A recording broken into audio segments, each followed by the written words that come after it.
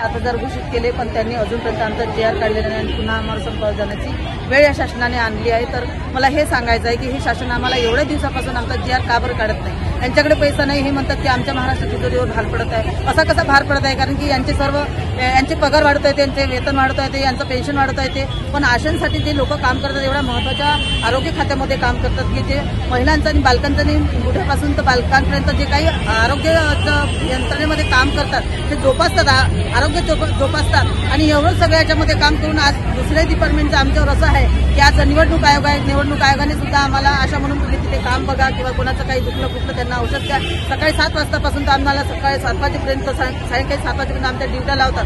सगळ्याच डिपार्टमेंटच्या अशा अपेक्षा वाढल्या की आशाने सगळं करावं, पण आमचं मानधन नाही, आमचं मानधन वाढत नाही किंवा आमचं वेतन नाही। आमची मागणी तर आम्हाला 26,000 रुपये महागाईनुसार आम्हाला 26,000ची वेतनाची आमची मागणी आहे, पण महाराष्ट्र शासनाने आमचं जे 7,000 वाढवलं आहे ते पण देत नाही। का बरं देत नाही? कारण की ते म्हणतात की आता शासनाच्या 2.25 लाख करोड रुपयाची तिजोरीवर आमचा भार पडणार आहे, आम्हाला याचं करायचं आहे, त्याचं करायचं, आम्हाला याचं त्याचं नाव सांगता। पण जेव्हा आमची नियुक्ती केला तेव्हा तुम्ही आम्हाला म्हणता की आम्ही तुम्हाला कामाचा मोबदला देऊ, पण कामाच्या मोबदल्यामध्ये आमच्याकडून एवढं सारं काम करून घेतात की एक MPW आणि NM जेवढं काम करतं आरोग्य खात्यामध्ये त्याच्यापेक्षाही जास्त काम ही आशा करत असते।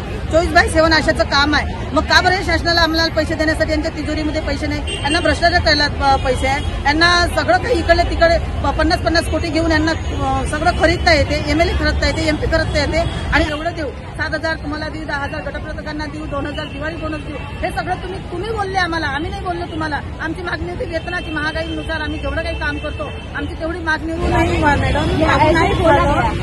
बोला बोललं आश्वासन दिलं की आम्ही तुम्हाला 7,000 रुपये आशांना देऊ आणि 6,200 गटप्रवर्तकांना देऊ, पण गटप्रवर्तकांना ते मान्य नव्हतं म्हणून त्यांनी म्हटलं की आमची महागाईनुसार आम्हाला नाही मिळालं तर 10,000 द्या। तर ते 10,000 बोलले, पण विधिमंडळाचे निर्वाळ म्हणून आहे सभापती, ते बोलले पण की गटप्रवर्तकांना आम्ही 10,000 देऊ आणि आशांना आम्ही 7,000 देऊ आणि प्लस त्याच्यामध्ये 2,000 रुपये दिवाळी बोनस देऊ, अंगणवाडींना आम्ही देतो तसं। असं हे सर्व त्यांनी जब तर काम आता आहे, म्हणजे जेव्हा हे काम येतं तेव्हा आशा समोर येते। एकही असा आरोग्य डिपार्टमेंटचा व्यक्ती नाही की तो आशाच्या आधी कामाला धावत असेल, गावात असं कुठे येतो। जेव्हा कोविड आलं तेव्हा सगळ्यात माझ्या आशानं आपल्या जीवाची पर्वा न करता त्या काळामध्ये इमानदारीनं काम केलं। तेव्हा WHO आरोग्य जागतिक आरोग्य संघटनेनं जाहीर केलं की आशा ही आरोग्याचा दुवा आहे आणि आशा होती म्हणूनच आज आपला देश सुरक्षित आहे। तेव्हा मग आरोग्य संघटना जाहीर करू शकते, तर मग महाराष्ट्र शासन का बरं नाही करू शकत? का बरं त्याच्या तिजोरीत आशासाठी पैसा नाही, गटप्रवर्तकासाठी पैसा नाही? का बरं तो भिकारी झाला?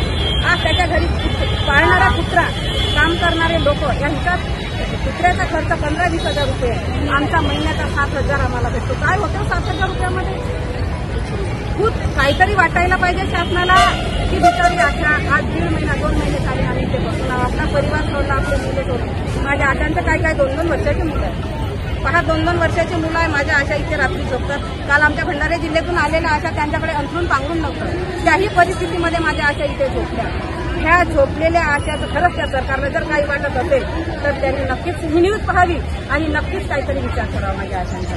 जर आज या सरकारने ह्या पाहून जर काही निर्णय घेतले नाही तर येत्या 2 दिवसामध्ये आमच्या आशा काय करतील हे तेव्हा आम्ही सरकारला दाखवू की आम्ही आशा खरंच आग्या मोर्चाच्या माध्यमातून।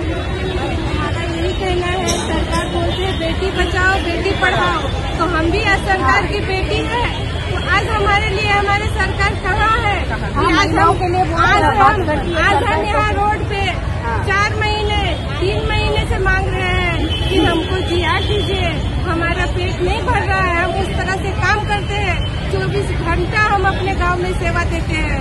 हर आशा की जुबान पे जाइएगा तो यही निकलता है कि सरकार हमारा जिया दे।